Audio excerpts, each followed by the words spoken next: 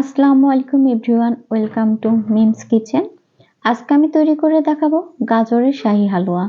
আর এই হালুয়াটা খেতে যে কি পরিমাণ মজার, যখন আপনারা বাসাতে তৈরি করে খাবেন তখনই বুঝতে পারবেন।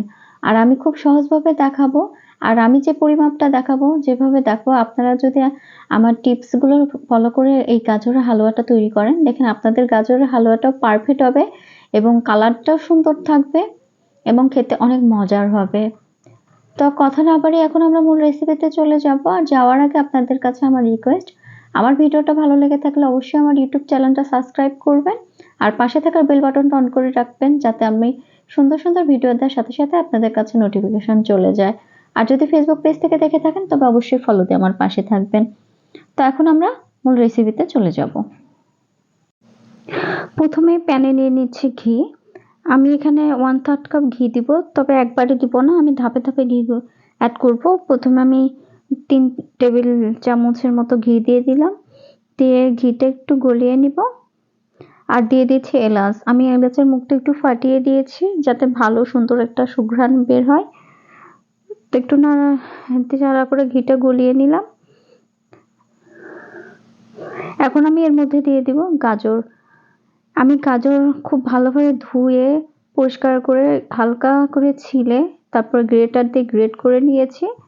এখন এই গাজরটা আমি দিয়ে দিলাম। আমি গাজরটা দিয়ে প্রথমে একটু ভেজে নিব। আর গাজরটা দিয়ে একটু ভেজে নেবেন। আর আপনারা ঘি দিয়ে চেষ্টা করবেন এই গাজরের হালুয়াটা তৈরি করার। আমি ঘিটা দিয়ে একটু ভেজে নিচ্ছি। এই গাজরের হালুয়াটা খেতে যে কি পরিমাণ মজার, আপনারা না খেলে বুঝবেন না। আর আমি যেভাবে তৈরি করে দেখাচ্ছি সেভাবে যদি আপনারা তৈরি করেন, দেখবেন যে এটা খেতে অসাধারণ লাগবে। তো আমি গাজরগুলো একটু ভেজে নিয়েছি। এখন আমি এর মধ্যে দিয়ে দিব 1 কাপ দুধ।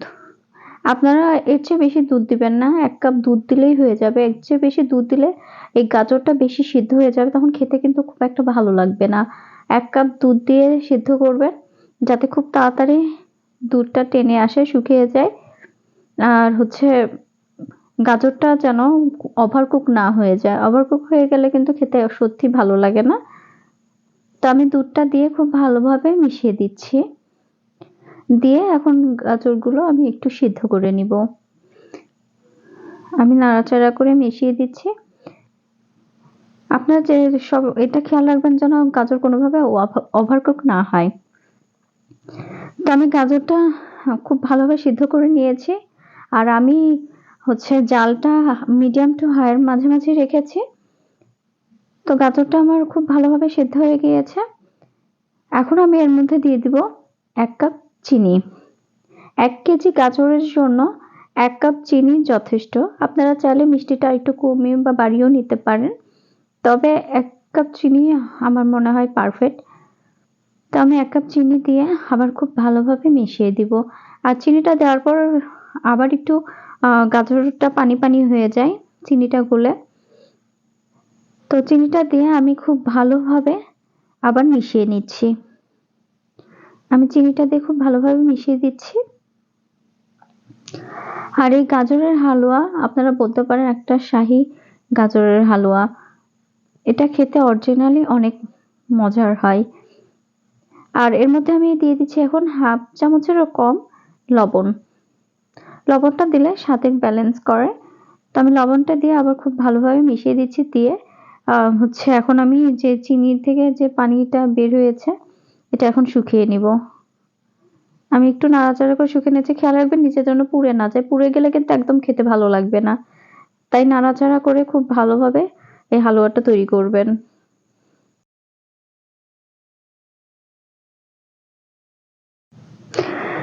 পানিটা মোটামুটি শুকিয়ে এসেছে। যখন এই পানিটা শুকিয়ে এরকম পর্যায়ে আসবে, সেই পর্যায়ে অ্যাড করে দিতে হবে গুঁড়া দুধ। আমি এখানে 1/2 কাপ গুঁড়া দুধ দিয়ে দিচ্ছি।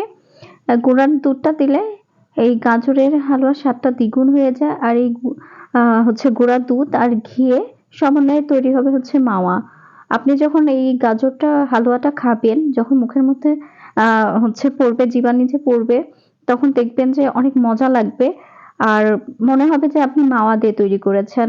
আসলে বলে তো এভাবে বোঝানো যায় না। আপনি যখন বাসাতে তৈরি করে খাবেন তখনই বুঝতে পারবেন যে আসলে খেতে কতটা মজার। অনেক সুস্বাদু একটা হচ্ছে গাজরের হালুয়া। আপনারা এটাকে বলতে পারেন শাহী গাজরের হালুয়া। তো আমি নাড়াচাড়া করে খুব ভালোভাবে গুঁড়া দুধটা মিশিয়ে নিয়েছি। এখন এর মধ্যে আমি দিয়ে দিব কাজু বাদাম, পেস্তা বাদাম আর কাঠবাদাম। বাদামগুলো আপনারা একটু বেশি করে দেওয়ার চেষ্টা করবেন, কারণ বাদামটা একটু বেশি দিলে খেতে ভালো লাগে। তো আমি কাজু বাদাম, কাঠবাদাম আর পেস্তা বাদাম ৩টা একসাথে হচ্ছে একটু গুঁড়ো করে এর মধ্যে দিয়ে দিলাম।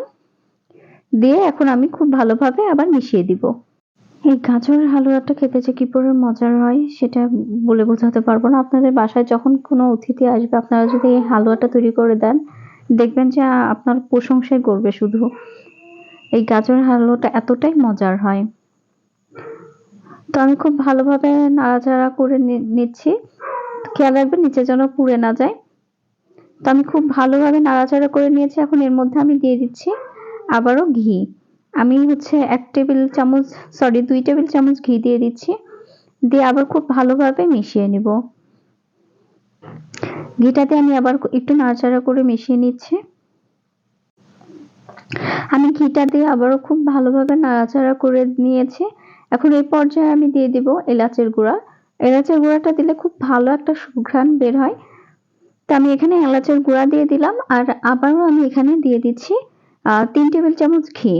নামানোর আগে ঘিটা দেওয়ার চেষ্টা করবেন, তাহলে ঘিয়ের যে একটা স্ট্রং ফ্লেভার সেটা পাবেন। তো আমি নামানোর আগে আবার এলাচের গুঁড়া আর ঘিটা দিয়ে দিলাম, দিয়ে আবার খুব ভালোভাবে মিশিয়ে নিচ্ছি।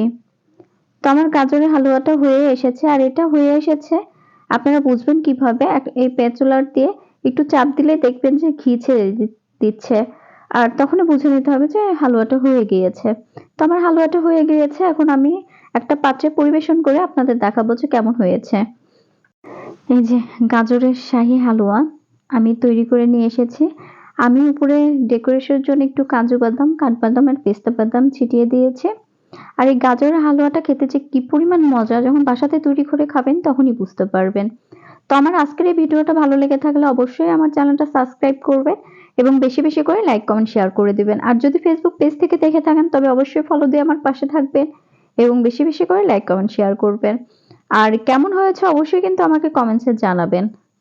আর আমি যেভাবে দেখিয়েছি এভাবে যদি আপনারা গাজরের হালুয়াটা তৈরি করেন, দেখবেন যে খেতে এতটাই মজার হবে যেটা বলে বোঝানো যাবে না। তো আজকে এই পর্যন্তই। আর বাসায় একবার হলেও ট্রাই করবেন, করে আমাকে জানাবেন যে কেমন হয়েছে। তো সবাই ভালো থাকবেন, সুস্থ থাকবেন। আল্লাহ হাফেজ।